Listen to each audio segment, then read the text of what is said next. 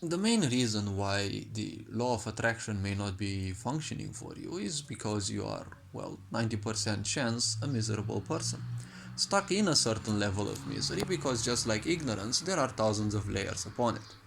Chances are that you're still complaining about certain things. You don't like your job, your spouse, your children, or anything regarding your life. But at the same time, you don't be seeming to do too much to change those. Most people simply live by this. They wake up, they do the same things, then they go back to bed. But still, because life always tends towards more, they will have this expectation that something will change their life, right? But if you do the same thing again and again, you're expecting something different. Well, that's a bit like madness, isn't it? That's why God was also created. Stay miserable, doesn't it say so? Live poor, give all your riches to the church, and you'll enjoy a life of all the riches in heaven. But in order to do that, you have to die, right? In order to reach hell or heaven, you have to simply die. If you die a miserable life, well, chances are you're gonna live a miserable afterlife as well. Why would you expect that if you die miserably, well, you're gonna live a happy life? No, you're gonna live a miserable afterlife, right? Do you think a miserable person has any place in heaven? No, they don't have place in heaven for people who are miserable. Only hell has, because only in hell will you be forced through pain and suffering, right? That uh, life is more than just pain. Only when you suffer enough will you reach a certain level when you want to break through those pains, through those painful comfort zones, because that's what ignorance is. You don't care anymore about who and what you are, about your pains and the such. You numb yourself down, and well, you think it's your comfort zone. Then, cutesy stories about God say that, oh, you just sit there, don't do anything, right? This is how this society functions. Don't do anything. We're gonna live your life for you. But if you don't live your life, you only have just one, right? Many people simply forget through this ignorance that they are mortal, that at any given moment they can be poof, right? They're here on this planet and they will not be here on this planet after a certain while. Even if you live 100 years, if you live 100 years and you live it in misery, well, it feels like 10,000 years. But after you die, well, you're gonna live an eternity of misery, right? So what's 10,000 years compared to an eternity, right? If you live an eternity of misery, well, it will probably feel like multiple eternities, but one or more eternities, well, it's still a lot of time, right? So when people are miserable, see, you suffer a lot, don't you? You wouldn't want the law of attraction to give you even more misery, would you? Unless you're convinced that that is the only way, which, well, is unfortunately the case for a lot of people. Only a lot of pain can break you out of that so-called comfort zone, because that's the purpose of a sick society. A sick society will always have narcissistic tendencies, and their pleasure is not seeing you suffer, it's seeing that you beg for more suffering. That's how narcissism functions in most situations. And the point is, this sick society also has a patience to see you suffering, right? If you're healthy, for example, it doesn't have any need for you. Oh, if something breaks in your body, everything has its price, everything has its cost, but is somewhat readily available there. Not specifically meant to help you, but to alleviate your pain, right? What do pharmacists say? Well, you have a pain, well, take this painkiller, but it doesn't solve the problem. So, if you're expecting to manifest things from such a superficial society, well, it's better that things simply don't manifest in your life, because what the sick society teaches you is suffer, go through pain, but don't show it, right? It's not manly to show emotions, right? You are weak if you show emotions. But aren't the strongest people the ones who actually show the emotion, right? Fearful people, weak people always run away from their emotions. Has, history ever recorded weak people?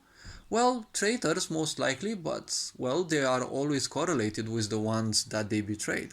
So they are just like a satellite, whirling around the planet. The planet is gonna be more important in most situations because typically it's the larger one, and well, it may be more important from certain things, resources, knowledge, right? Because people tend to, learn the planets of a solar system, not necessarily the moons, right? People tend to learn the stars, not necessarily the planets and the moons, right? So in life, people tend to remember the pleasant moments, not the unpleasant moments. But misery, well, misery can only manifest more misery, right? When something miserable happens to people, they invest all their energy into that. But they expect that the law of attraction simply will attract money in their life. You're a miserable person. Would you simply want even more misery? Because that's what it will bring you. Misery can also give you money, because most of the money in this world comes from bloodshed anyways, right? People killing one another, people betraying one another. What do you think money is? Well, money, just like water, is a current. Why do you think it's called currency, right? Because it's also a current. Every time someone touches those papers, they transmit some of their energy, some of their memories into it. And considering that most of this world is corrupt and a lot of money comes through bloodshed, well, when money comes into your life, depending on the vibrations through which you accept that money, well, you also are influenced more by those unconscious energies, right? Because a lot of money comes through bloodshed. Very few is touched by, generous people. And well, everyone more or less sooner or later touches money, let's say. So when you use money, you're making use of other people's energies as well and their influences. Fortunately, those influences won't necessarily play that much of a role, but some influences are stronger, some influences are weaker, and depending on your own level of unawareness and ignorance and the such, you're gonna be influenced sooner or later by those. Don't forget you have ancestral influences, don't forget you have your parents' influences and their ancestors' influences as well, because you came into this world with a certain karma, right? That karma is a certain bond towards this world.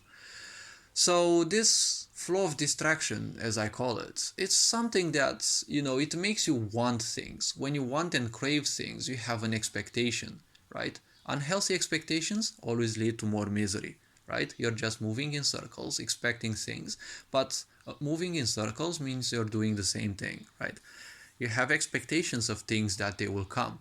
You're not manifesting those things, right? You're not thinking about welcoming those. Try a little exercise. When you throw a party and you think about your friends, what is it? You want them in, you crave them in, or you simply welcome them in? Think about this very thoroughly, because a part of the answer to this question lies within this question, right? In order to get yourself answers, in many situations you have to ask the questions, but questions may require a lot of courage, especially in a sick society that wants you to not talk and socialize at all. They're giving you all these gadgets, lying to you that you're socializing, but you're only seeing pixels. You don't socialize with pixels, you socialize with other humans, right? What is the greatest problem of this world? Lack of attention, right? People are watching pixels, saying that they're, or thinking that they're socializing, but they're crumbling deep within, right? And then they're thinking that they're gonna manifest something good in their life. No, as long as you're keeping yourself miserable, be it because, well, everything, all sorts of things took part in teaching you how to be miserable, and most likely the people around you, right? Because you are not born miserable, you're a happy child. All children who are born, they're pure, but the people around, they function by a crab mentality, most likely, because if they're suffering, they want you to suffer as well. Misery attracts other misery. Misery loves company.